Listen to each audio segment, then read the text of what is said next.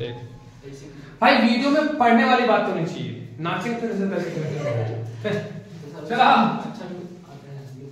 Hydrocarbon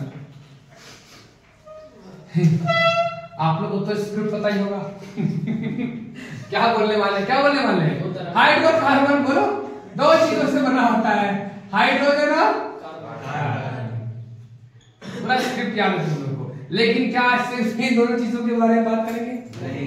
क्या रहेगा? Nitrogen की दो चीजों के बारे में बातें होंगी, एक नाइट्रो और एक अमीन। ओ भाई ऐसे तुम लोग याद है तो मजा आया। 1 डिग्री 2 डिग्री और 3 डिग्री। फिर पढ़ेंगे हम लोग थोड़ा बड़ा बात कार्बन के बारे में। चलो ठीक है, चलो सुनते अच्छे से। कार्बन ग्रुप 14 का मेंबर है ना जी। आप देखोगे तो कार्बन का एटॉमिक नंबर है Z, जिसका होता है 6 होता है 6 एटॉमिक नंबर है। तो एटॉमिक नंबर मतलब क्या होता है? नंबर ऑफ प्रोटॉन, यही होता है, ठीक है, प्रोटॉन है ना, या फिर नंबर ऑफ इलेक्ट्रॉन, लेकिन न्यूट्रल स्टेट में ना, हमेशा न्यूट्रल, क्योंकि जब भी कोई स्पीसीज है ना, जब भी कोई भी स्पीसीज अगर पॉजिटिव या नेगेटिव चार्ज स्थापित करता है ना, तो वो सिर्फ किसका डोनेशन करता है?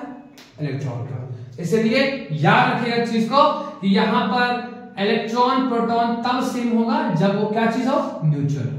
तो भाई Z बराबर 6 हो गया, तो कॉन्फ़िगरेशन क्या होगा? 2 और 4, या फिर 1s2 2s2 2p, बोलो है ना जी।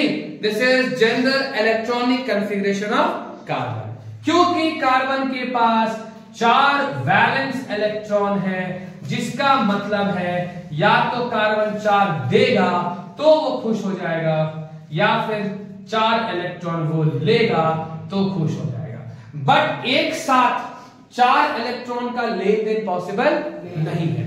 तो कार्बन कैसे बनाता है बॉन्ड? ये बॉन्ड कैसे बनाएगा बताइए? कार्बन बॉन्ड कैसे बनाएगा बताइए? By sharing of electron. देख 4 इलेक्ट्रॉन एक बार दे देगा या 4 इलेक्ट्रॉन एक बार देगा तो एटम्स अनस्टेबिलिटी की तरफ आएगा। तो उससे बचने के लिए क्या करता है ये? शेयरिंग। अब जो बॉन्ड शेयरिंग ऑफ इलेक्ट्रॉन से बनते हैं, शेयरिंग ऑफ इलेक्ट्रॉन से बनते हैं, उसका क्या नाम है? Covalent bond. तो लिखेंगे कार्बन फॉर्म्स क्या चीज? Covalent bond. क्या बनाता है ये? कोवैलेंट बॉन्ड बाय क्या चीज? Sharing of electron. अच्छा, कोवैलेंट बॉन्ड बनता किससे? एटॉमिक लेवल पे, याद है? Class 11 chapter number 2 atomic structure में पढ़े थे आप लोग, केमिकल बॉन्डिंग में पढ़े थे। क्या चीज? Covalent bond is formed by, covalent bond जो होता है it is formed by overlapping, याद आ रहा होगा थोड़ा, ओवरलैपिंग ऑफ एटॉमिक ऑर्बिटल्स। याद आ रहा है कुछ?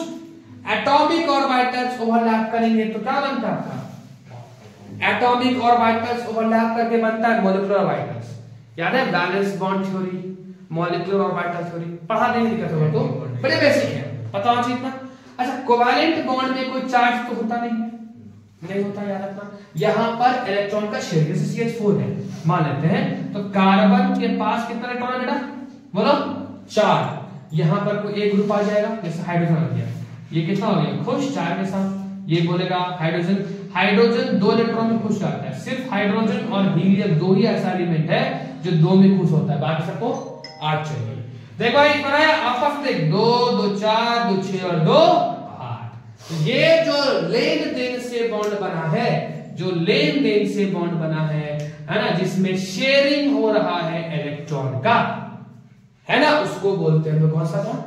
Covalent bond. क्योंकि कार्बन का कितना बॉन्ड बना पा रहा है? 4। तो एक और नया वर्ड चलेगा, क्या नाम है उसका? टेट्रावैलेंसी। टेट्रावैलेंसी का मतलब क्या है? जिसका वैलेंसी 4। वैलेंसी का मतलब क्या होता है? वैलेंसी का मतलब होता है कंबाइनिंग कैपेसिटी। समझ में आ नहीं आ रहा है?